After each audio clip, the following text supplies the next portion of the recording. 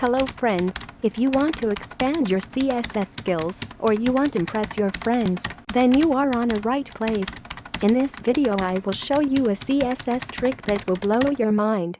But before we start, if you haven't subscribed to our channel, please subscribe and press the bell icon so you will not miss any of my video.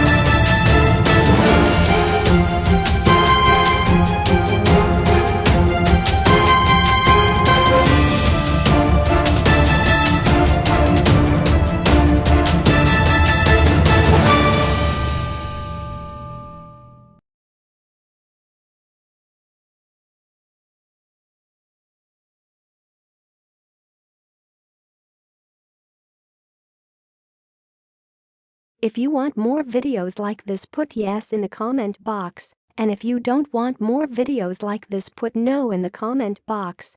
You like this video, please share this video with your friends, and if you haven't subscribed to our channel, please subscribe and press the bell icon.